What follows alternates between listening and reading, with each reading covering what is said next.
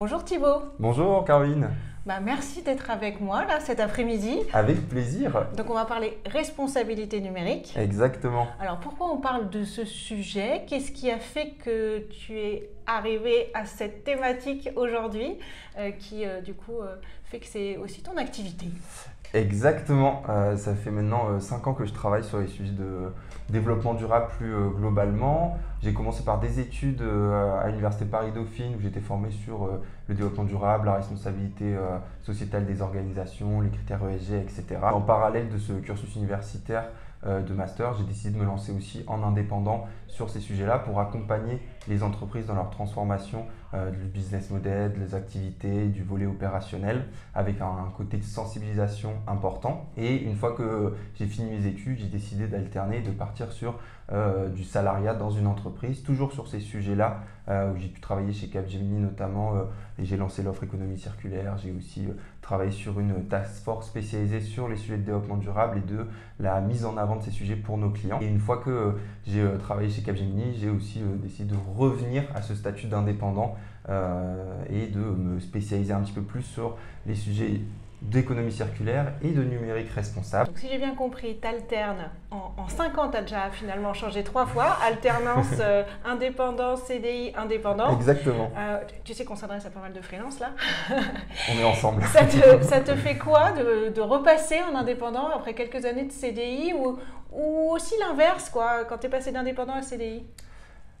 C'est une expérience, des expériences sont différentes. Donc le passage de l'indépendant au salariat, ça a permis de découvrir des nouvelles méthodes de travail, une structure, des outils et une approche différente. Vu que je suis passé d'indépendant à un grand groupe, c'est toute une structure particulière organisationnelle qui est très formatrice, qui me permet aujourd'hui en tant qu'indépendant, de pouvoir m'appuyer sur ces connaissances, ces outils pratiques et cette vision aussi du monde de l'entreprise qui pouvait me manquer au départ, qui aujourd'hui est une force que je peux employer avec des clients directement.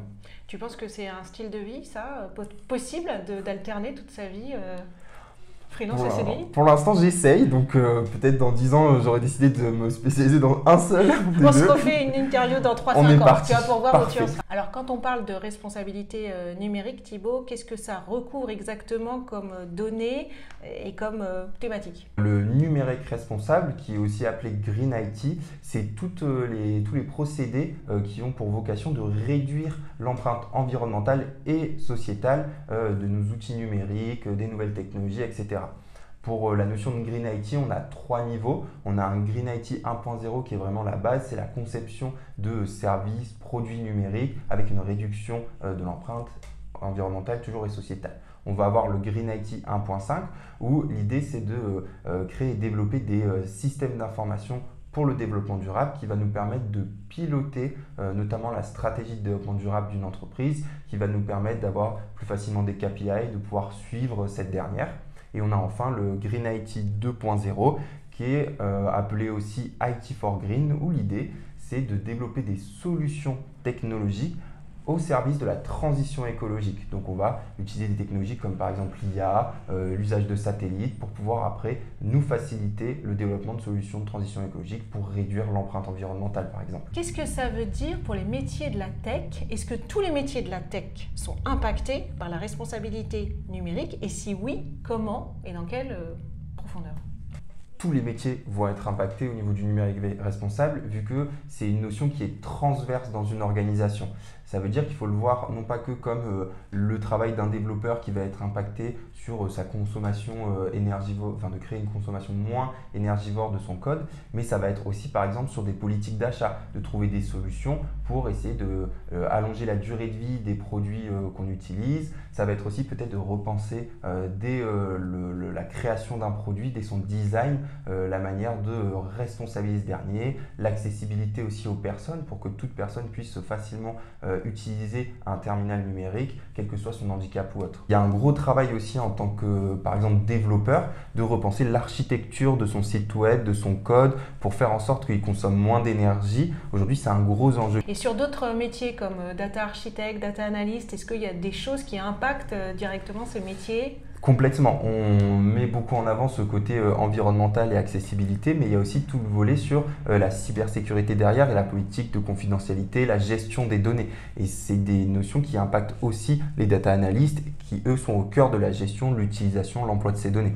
Donc si j'entends bien, il y a quand même un cadre de contraintes. Est-ce que la démarche, elle est en train d'évoluer pour ne pas avoir juste l'impression de répondre à des contraintes juridiques? Complètement. Le voir seulement comme une contrainte, c'est passer à côté de tout le volet solution qu'il y a derrière. L'idée, c'est de sortir un petit peu de ce volet où on est attaqué par la loi dans nos activités, mais plus de le voir comme une solution à la transition écologique. Ça peut être très intéressant pour une entreprise, par exemple, de voir ça comme une opportunité pour développer de nouvelles offres commerciales, soit en utilisant de nouvelles technologies, soit en proposant au contraire de se différencier de ses concurrents grâce à des compétences accrues sur des solutions technologiques moins énergivores, des solutions technologiques qui vont permettre de faciliter le pilotage d'une stratégie RSE, par exemple. Où est-ce que tu te renseignes? Comment tu te formes? Je pense par exemple au site gouvernemental France Université Numérique qui, elle, donne accès à diverses formations, solutions sur les métiers de la tech et du numérique plus responsable.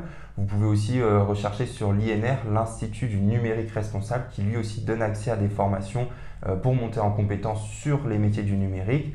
Et si jamais, vu que ces solutions sont plutôt gratuites, il n'y a que les certifications qui peuvent être payantes, il existe aussi des organismes privés, notamment l'agence Lucie, qui, elle, va proposer une formation sur le devenir consultant en numérique responsable pour accompagner les entreprises dans leur démarche de numérique responsable. Il y a des experts ou des expertes aujourd'hui qui ont cette double compétence finalement, à la fois une expertise technique et à la fois une expertise en responsabilité numérique? Oui, complètement. Je peux par exemple te citer une personne qui travaille avec l'agence Lucie sur le numérique responsable et ce label NR, Ariane Mollet, qui a un petit peu cette double expertise très opérationnelle, mais en même temps qui a ce volet stratégique qui permet de faciliter l'accompagnement au changement sur ces questions de numérique responsable. C'est un sujet qui est assez neuf et assez récent. C'est des fois délicat pour les entreprises de réussir à faire la jonction entre le volet très stratégique où on a une idée de l'objectif qu'on veut atteindre et comment on le traduit d'un point de vue opérationnel et on accompagne les équipes sur le terrain pour pouvoir mettre en place ces objectifs et ces solutions.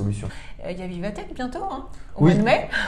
Est-ce que dans le programme qu'on a tous découvert récemment, qui est sûrement pas complètement complet, mais bon, est-ce qu'il y a une start-up à aller voir? Est-ce qu'il y a une conférence absolument à suivre sur ce sujet-là? Si je devais choisir une conférence et une start-up, je dirais la conférence Preparing Your Company for AI Transformation ou Revolution.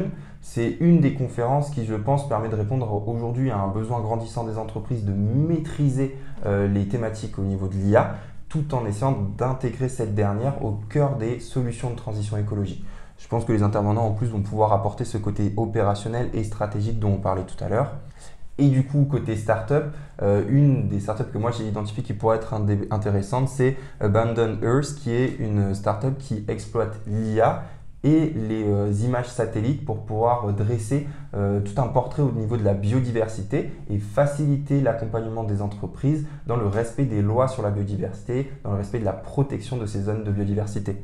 Tu seras toi sur Vivatech? Vous pouvez me retrouver sur Vivatech, je n'ai pas de stand, mais oui, on pourra se croiser sur le salon avec plaisir pour échanger. Bon bah très bien, moi je suis guide là-bas pour tu sais, les parcours de start-up, donc on pourra se croiser si vous venez aussi.